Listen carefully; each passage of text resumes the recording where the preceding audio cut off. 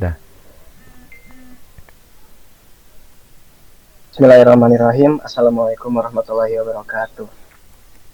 Kami dari kelompok 3 akan mempresentasikan tentang probabilitas yang diimplementasikan dalam bidang informatika.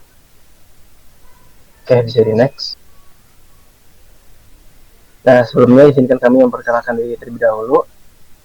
Nama saya Naufal Afidik dengan digit yang terakhir 023 dan rekan saya. Saya Iksan Zuri Al-Jafari dengan NIM akhir 015. Saya Muhammad Haris Al-Rasidi dengan NIM akhir 020. Oke, di next. Nah, jadi pada presentasi kami kali ini memiliki beberapa bahasan. Ada 6 bahasan utama, yaitu terkait tulis ilmiah yang kita gunakan, materinya tentang probabilitasnya apa saja, manfaat dari probabilitas itu apa, dan implementasi menggunakan Microsoft Excel, implementasi dengan Google Colab, dan hasil praktikum pada kali ini, dan kesimpulan yang bisa kita ambil dari praktikum ini. Boleh dilanjut. Nah, yang pertama di sini adalah karya tulis ilmiah yang digunakan. Di sini kami menggunakan karya tulis ilmiah yang membahas tentang sistem pengklasifikasian kondisi gizi pada balita menggunakan algoritma naive Bayes. Yang dimana ini merupakan metode dalam pembelajaran mesin berbasis probabilitas Bayes. Sistem ini dikembangkan untuk membantu staf di Puskesmas Desa Pajar Bulan dalam menentukan status gizi balita secara otomatis berdasarkan berat tinggi badan, dan usianya. Tujuan utama dari penelitian ini yaitu menghasilkan sistem yang lebih akurat dalam penentukan status gizi balita guna membantu dalam penanganan gizi buruk. Sistem ini juga diharapkan dapat meningkatkan efisiensi dalam pengolahan data serta memberikan informasi yang lebih akurat pada tenaga kesehatan. Boleh dilanjut.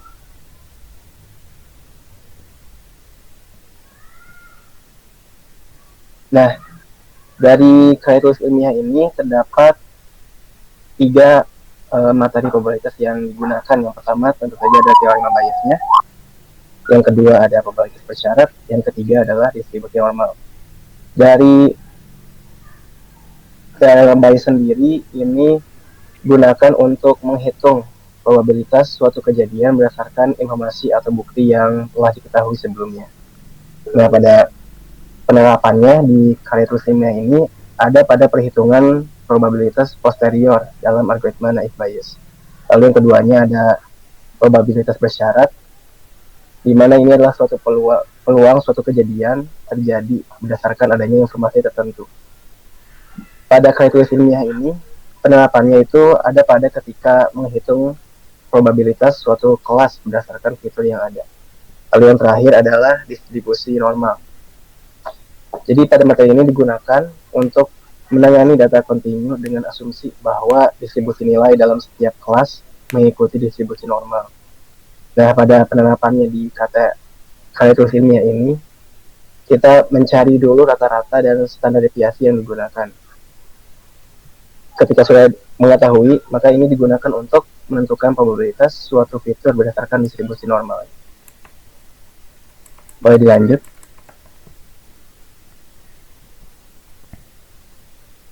Lalu di sini ada manfaat dari probabilitas itu sendiri.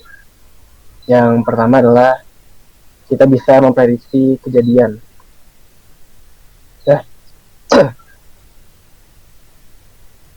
Dengan menggunakan probabilitas, kita di sini dapat terbantu dalam menentukan suatu kejadian berdasarkan data yang tersedia gitu. Misalnya dalam kasus ini adalah klasifikasi menggunakan naive Bayes. Lalu yang keduanya, kita dapat mengambil keputusan berbasis data. Nah, dengan probabilitas kita dapat mengambil keputusan berdasarkan perhitungan kuantitatif sehingga lebih objektif dan akurat. Lalu yang ketiga, analisis data dan pola. Probabilitas juga di sini memungkinkan kita untuk menemukan pola dalam data seperti distribusi nilai dan dataset yang digunakan untuk klasifikasi. Yang terakhir ada mereduksi keterpastian atau mengurangi. Jadi di sini dengan menggunakan probabilitas, kita dapat memperkirakan hasil dengan lebih pasti meskipun masih terdapat ketidakpastian dalam datanya. Boleh di next.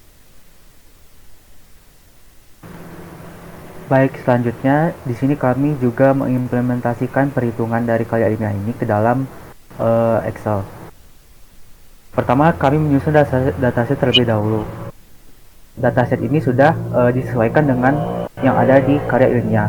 Di sini kami menggunakan 20 data sampel yang digunakan yang mewakili variasi nilai dari namanya itu antropometri dan juga kondisi gizi, ada kurang, normal, dan juga lebih. Lalu tahapan berikutnya ada perhitungan statistik dasar. Nah, di sini untuk setiap kelas kondisi gizi, misalnya kurang, normal, dan lebih, dilakukan perhitungan rata-rata dan juga standar deviasi dari masing-masing atribut. Contohnya di sini ada perhitungan mean. Nah, di sini kita ingin menghitung mean dari umur pada kondisi kurang. Jadi akan diambil data pada bagian umur ini dan juga kondisi kurangnya. Begitu juga dengan standar deviasi. Lalu tahapan selanjutnya di sini menghitung jumlah data tiap kelas. Tahapan selanjutnya itu perhitungan probabilitas kelas. Nah, dihitung dengan menghitung jumlah data tiap kelas lalu membaginya dengan jumlah total data. Jadi misalnya di sini data kurang itu ada 7. Nah, dibagi dengan total data tadi ada 20. Berikut rumus Excel-nya. Lalu perhitungan nilai Gaussian. Nah, setelah mendapatkan nilai mean dan juga standar deviasi, langkah berikutnya itu adalah menghitung nilai probabilitas Gaussian untuk data yang akan diuji. Berikut data yang akan diuji. Misalnya di sini itu ada umur 26, berat 12, dan juga tingginya 80 cm. Nah, di sini itu dari rumusnya diambil misalnya di sini kurang ya, kelas kurang, diambil umurnya 26, lalu data mean-nya yang kurang, juga standar deviasinya yang kurang. Di sini tuh misalnya di sini P2 itu merupakan standar deviasi dan K itu merupakan mean. Didapat hasil untuk masing-masing atribut itu ada umur, berat, dan tinggi sebagai berikut. Lalu selanjutnya ada penentuan hasil klasifikasi. Hasil prediksi ditentukan dengan memilih kelas yang memiliki nilai probabilitas gabungan tertinggi. Ini probabilitas itu dihitung dari pengkalian Gaussian umur, berat, dan tinggi tiap-tiap atribut dengan probabilitas kelas. Nah, dari hasil dengan menggunakan data uji tadi yang ini didapatkan hasil klasifikasi normal karena dapat dilihat bahwa yang normal itu yang paling tinggi.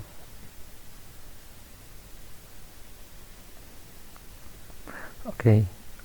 Selanjutnya masuk ke bagian kelima, yakni implementasi dengan Google Colab.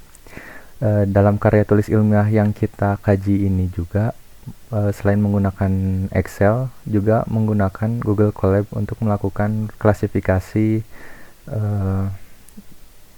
balita itu. Nah, implementasi ini menggunakan Google Colab, jadi menggunakan bahasa Python. Jadi secara otomatis melakukan perhitungan statistik, menghitung perhitungan probabilitas berbasis distribusi Gaussian dan lainnya itu secara otomatis. Nah, tahapannya itu kurang lebih sama seperti yang Excel, namun ada langkah persiapan sebelumnya karena ini menggunakan bahasa Python, yakni yang pertama itu import library dan pembuatan dataset. Library yang diimport diantaranya itu ialah ada Pandas, NumPy, Math, dan juga IPython.display. Kalau library yang terakhir itu berhubungan dengan tampilan pada Google Colab agar lebih mudah dilihat. Kemudian pembuatan datasetnya juga mengikuti atributnya itu sama seperti yang pada karya tulis ilmiah, dan juga karena ini di Google Colab, jadi menggunakan tipe data dictionary pada Python, dan dapat dilihat kami membuat dataset berjumlah 20 baris, namun di sini kami hanya dapat menampilkan 16 baris saja. Bisa di next. Nah, selanjutnya itu sama seperti tahapan di Excel, yakni perhitungan statistik untuk tiap kelas. Yang pertama itu mengidentifikasi terlebih dahulu tiap kelasnya, yaitu nilai unik pada kolom kondisi untuk mengetahui kelas-kelas yang ada. Lalu selanjutnya itu membuat terlebih dahulu fungsi Gaussian untuk perhitungan Gaussian tadi. Oke, bisa di next. Nah, lalu masih di perhitungan statistik untuk tiap kelas, yakni perhitungan mean, standar deviasi, dan prior. Hasil perhitungan ini di Google Colab kami simpan di variabel summary yang akan digunakan pada tahap selanjutnya. Oke, bisa di next. Nah, ini adalah hasil dari ringkasan statistik tadi. Hasil perhitungan statistik mulai dari mean, standar deviasi, dan juga prior untuk tiap kelas. Tabel ini dibuat dari data yang tersimpan di variabel summary tadi. Untuk kontennya dan cara perhitungannya secara konsep kurang lebih sama seperti yang dijelaskan oleh rekan saya Ihsan Zuhri di bagian sebelumnya. Bisa di next. Nah, kemudian untuk input data uji kami buat secara manual, jadi kita mendefinisikan mulai dari umur, berat, dan juga tinggi untuk pengujian, untuk menghitung probabilitas dan menentukan kelas prediksi. Nah, di sini kami menggunakan umur 26, berat 12, dan juga tinggi 80. Boleh di next. Nah, selanjutnya masuk ke bagian perhitungan probabilitas gabungan untuk data uji. Yang pertama itu perhitungan probabilitas tiap atribut.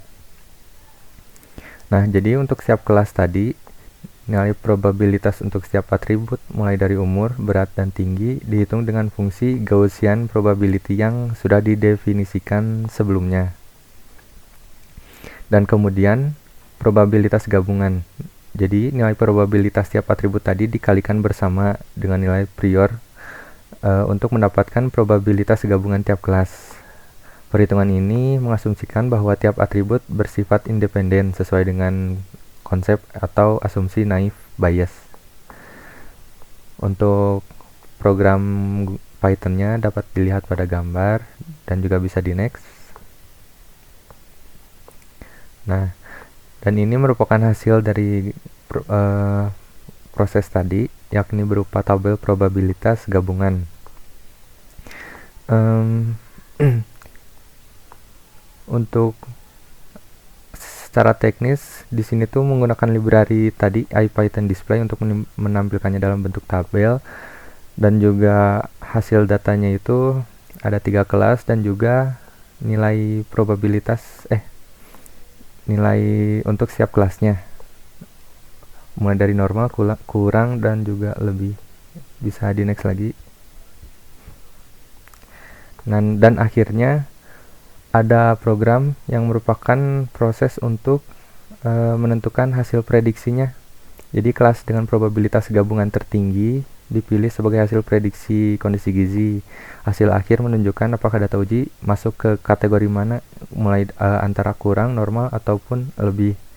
Dan dalam uji studi kasus ini, dia itu masuk ke kategori normal. Bisa di next. Nah, untuk kesimpulannya akan disebutkan oleh rekan saya, Naufal Asidik. Silahkan dilanjut.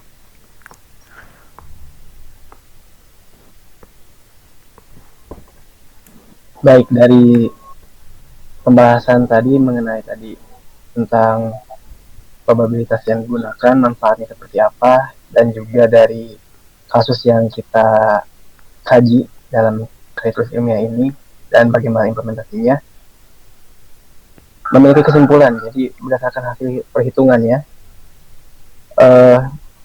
dalam kasus ini menggunakan metode naive Bayes, nilai probabilitas yang paling tinggi itu mencerminkan kecenderungan atau kemungkinan terbesar balita tersebut termasuk ke dalam kelas tersebut. Jadi selain itu, semakin besar selisih antara probabilitas tertinggi dengan probabilitas kelas lain, semakin kuat juga keyakinan sistem bahwa balita tersebut tergolong pada kelas yang dimaksudkan. Bisa di next. Sudah cukup ya. Baik, mungkin itu saja yang dapat kami sampaikan mengenai hasil dari kajian kami terhadap karya tulis ilmiah dan implementasinya dalam menggunakan probabilitas. Sekian dari kami kelompok 3. Terima kasih atas perhatiannya. Semoga bermanfaat. Wassalamualaikum warahmatullahi wabarakatuh.